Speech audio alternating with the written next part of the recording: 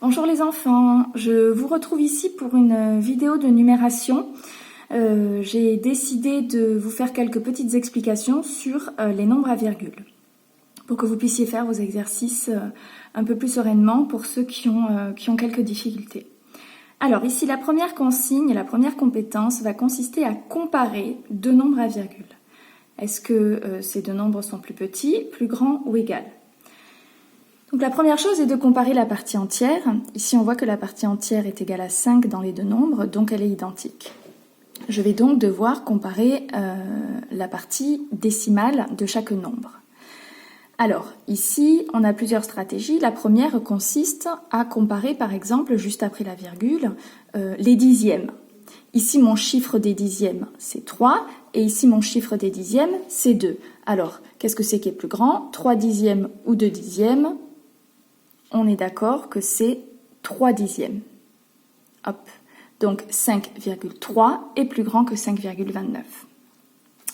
Le piège dans lequel certains enfants peuvent tomber, c'est de dire « Oui, mais maîtresse, là j'ai 3 de ce côté et là j'ai 29. 3 est plus petit que 29. » C'est vrai, mais pas dans ce cas-là.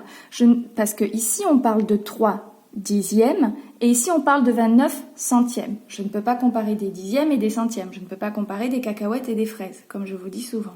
D'accord ? Donc la petite astuce, le petit conseil que je vous donne et que je vous avais déjà donné en classe, ça va être de rajouter des zéros. Par exemple, ici j'ai 2 chiffres après la virgule et ici j'en ai qu'un. Donc si je rajoute un zéro, hop, maintenant je me retrouve avec 2 chiffres après la virgule, comme à côté. Je le mets en rouge pour qu'on le mette en valeur. Donc là, je me retrouve avec 30 et là avec 29. Donc maintenant, je peux comparer ces deux nombres. Ici, j'ai 30 centièmes. Ici, j'ai 29 centièmes. Donc 30 centièmes est bien plus grand que 29 centièmes. D'accord ? Je passe à la consigne numéro 2. Je peux également vous demander de ranger des nombres par ordre croissant ou décroissant. Ici, je vous ai mis 3 nombres et on va les ranger par ordre croissant, par exemple, donc du plus petit au plus grand. Donc il va falloir que l'on trouve pour commencer le nombre le plus petit. Alors on observe bien nos nombres, on se rend compte que tous les 3 ont la partie entière qui est égale, 3 unités. Donc il va falloir qu'on regarde la partie décimale.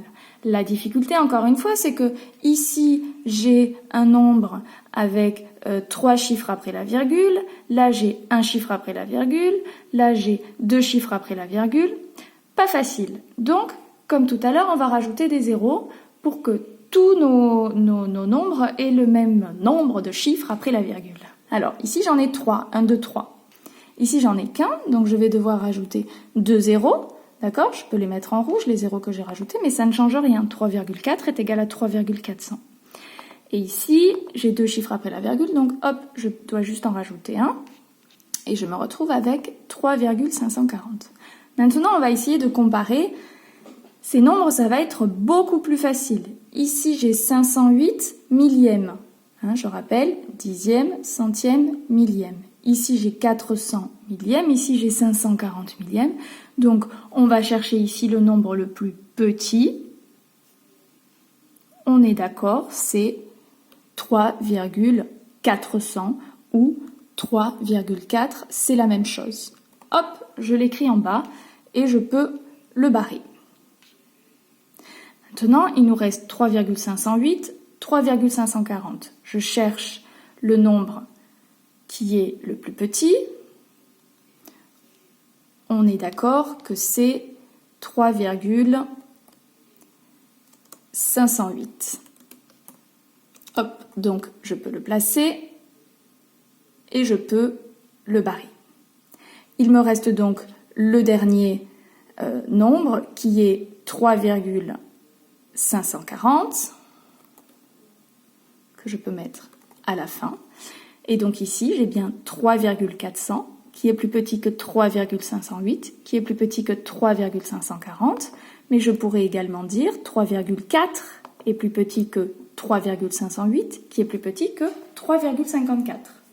D'accord ? Donc n'hésitez pas à rajouter des zéros et à barrer vos nombres au fur et à mesure. Là, j'en avais que 3, donc ça va, mais parfois on peut se perdre.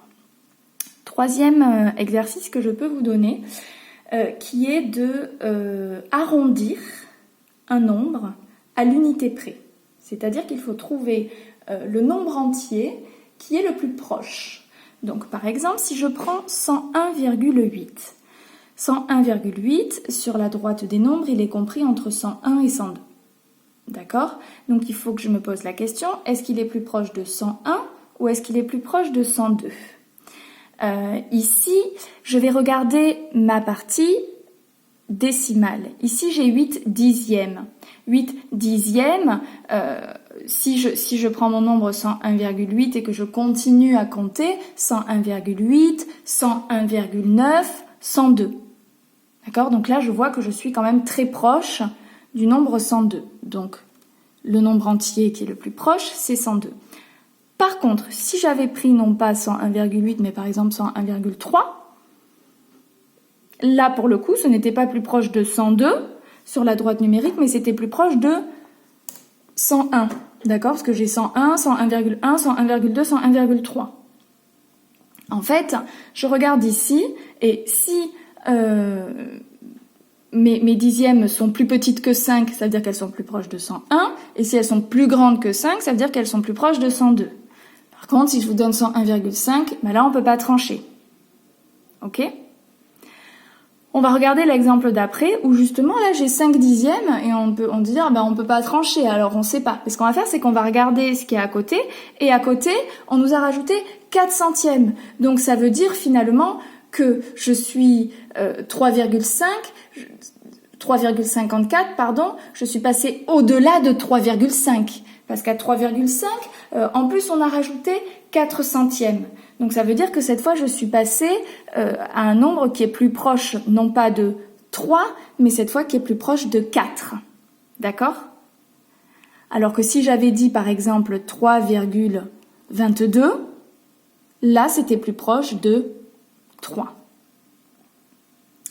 Le dernier exemple, 45,200. 45,200, c'est exactement la même chose que 45,2. Ici, j'ai des zéros inutiles. Je peux en rajouter, mais s'ils sont inutiles, je peux les enlever. Donc là, je me retrouve avec 2 dixièmes qui est 45,2, qui est bien plus proche sur la droite numérique de 45. Hop là. Puisque 45,1, 45,2, 45,3, 45,4, 45,5, 45,6.